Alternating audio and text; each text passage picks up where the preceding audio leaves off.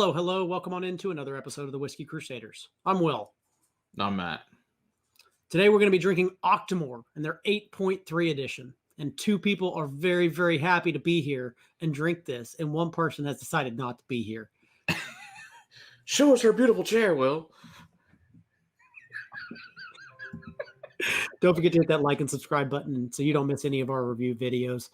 Matt, what are we drinking today? Tell me a little bit about more Octomore. Oh, this is one of my favorite bottles of all time. Now, unfortunately, it's also gone. We finished it today. For this review, this is Octomore 8.3. It's kind of hard to see because of the stupid, clear bottle, but whatever. I'll show you the canister. It's probably easier. Yeah, here we go. So Octomore 8.3, the Masterclass, 5 years old. Beautiful goodness. 61.2%. 309 ppm, the world's most heavily peated whiskey ever made. I'm so freaking excited. This is also my wife's very favorite whiskey ever. So we just had a little bit left, not just so we could review it. So, it's one of those things. So this is from the Octomore Farm, which is in the wild, remote places located in the hill above Port Charlotte. It's named for a time back of dependence, self-sufficiency, and legal distribution. Not really a thing back then. So Octomore means the big eighth, and it's a reference to the medieval term for division of land. It's Unshow filtered, no coloring. This is from the 2011 limited edition from Churchfield of the Octomore Farm. It is, so that's the thing. This is go back to the nerdiness here. So this is the 2010 yield was very, very low. And the reason was it was very wet and windy. It was a late harvest that year. They also had a problem with the graylag, geese, and wild red deer eating the crops. So it was just a bad year. So the farmer's name is James Brown. They were able to take a very low yield, and then when they did a super slow distillation drip in order to make this. When it came off, it came at 309.1 ppm. So, like I said, they said they were totally shocked it came out at that. It was matured in a 56% ex-bourbon. The rest is an ex-Paulliac, Ventoux, Rhone, and Burgundy. I have no idea if I pronounced this right. Will can tell me, because I don't know. Paulliac is a region in Bordeaux. What were the other ones that you said? Ventoux, V-E-N-T-O-U-X. Okay, Ventoux. Okay, and then Rhone and Burgundy.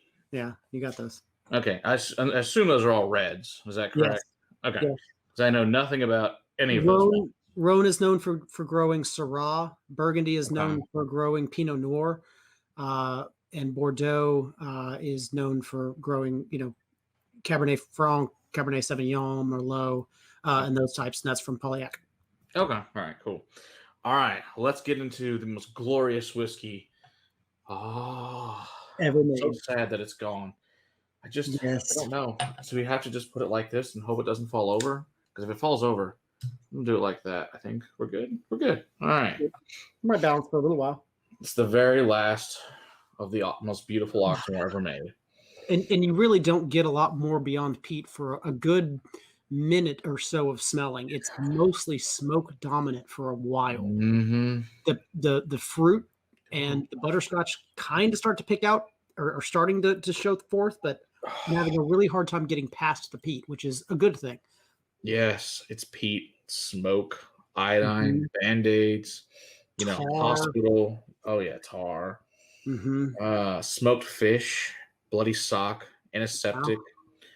World War I trench warfare. It's very earthy, muddy.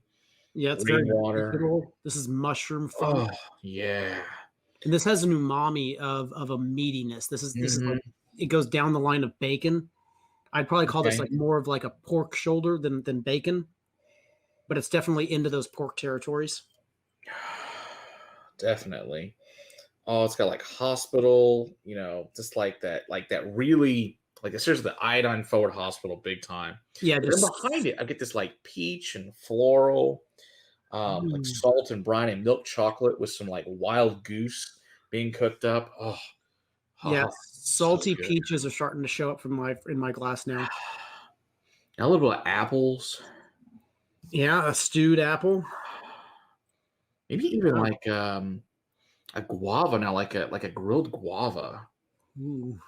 Oh my gosh, it's just so freaking amazing. Oh, I'm finding honeydew. I'm getting like a melon sweet now. You said grilled guava, and my mind went to honeydew instead, but maybe a little pineapple now. Mm-hmm. This is it's going to keep going and going. It's just a beautiful whiskey. Yeah, charred pineapple. The little bits of char on there. With some roasted chicken. Good. Like burnt chicken almost. You know, the charred chicken.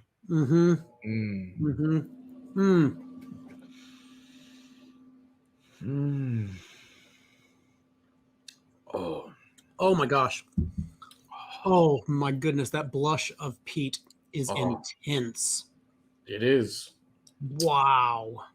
Oily and rich peat just beats you down. Yes. In a beautiful way. Yes. It's like taking a peat brick and trying to bash somebody over the face with it. Pretty much. Really. It's a little bitter, which is interesting.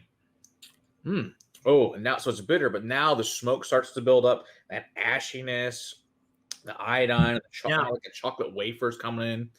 Mid palate, I was getting some of the red fruit, some of the red wine, some of the red wines were starting to show up mid palate, but they just got drowned by the finish. Yeah, the finish again just turns right back into those smoke dominated. Really does. Notes. Oh, that was like blood and earth, and it's just got this little bit of mint and peat moss, salty and briny, black pepper and floral, some peach. But yeah, now the red wines and those dates and raisins and plums. Then like almost like a bitter, like a cherry pit almost. You were like kind of chewing a cherry pit. Obviously, also don't do that if you actually Korean through that. It's arsenic, so be careful. Don't do that. Just so you know how that works. Seaweed, a little bit of bitter coffee, even now a kiwi, even like that fuzzy. That kiwi's not coming through even. Ooh, I don't even know how many. I've never even got kiwi on a whiskey before. That's super interesting. That's interesting. Ooh, and now even some strawberries now coming through. Oh, dude, that's so freaking awesome. That's one sip. Good grief. Yeah, the fruitiness. I just took a second tiny sip because I got to leave something to toast out with. But the second sip was just as glorious. And more of the fruit starts showing up. Peat kind of dials down a little bit more for me on the second sip. And more of those red fruits. I'm getting more plum, date, raisin. It's very, very deep and dark. Yeah. It's the kind of whiskey you have a moment with in the corner. It's super ashy. Yeah. Oh God, that's good. But yeah, then all those nice, beautiful fruits start to show up, and now I'm starting to giving it some more like raspberries and blueberries are coming behind that. It's like you took all those fruits and then poured ash all over them, and then poured some gasoline on, and then you ate it. It's delicious. Lit it on fire first. Yeah, absolutely. Oh God, so good. How do you do this every year, Octomore? It's so beautiful. It's very, very charred. It's very, very coated in a layer of char. The entire thing is just smoke dominant. Absolutely. And we've got like 6 other Octomores at least to review after this. So yes. Yay. Oh, maybe more than that. I forgot we had samples of another one. We may have way more than that. We have like 8 or 9. Yeah, because we have all the tins and samples. I forgot about that. We got those too. Yes, we have several, which is great. To indeed. Day. I'm not opposed. They may make an appearance on my birthday. I'm just saying. There we go. I think that's called Erica. Hey Erica, can we do Octomore Day? But yeah, once again, we have gotten products from Bruichladdich, but this isn't one of them. But they gave us 8.1, which we finished when we had an event with them. We finished the whole bottle that night. Shocker. Fantastic stuff though. But once again, Bruichladdich is awesome. Thank you for making freaking amazing whiskey. Yes, indeed. I don't have much more to say than that big old sigh, man. This is beautiful stuff. I appreciate you sharing with me. So good. Don't forget to hit that like and subscribe button so you don't miss any of our fun videos. And until next time, keep on crusading for better whiskey in your glass. Cheers.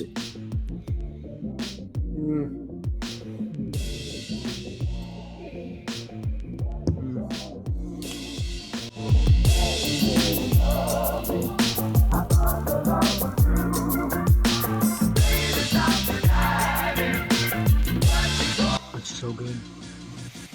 So good. I don't know how the hell they do this. It's magic. How come all whiskey can't taste like this? For real.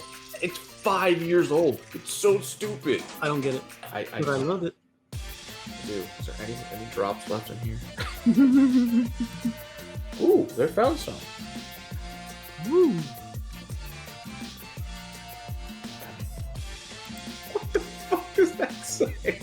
says Sarah.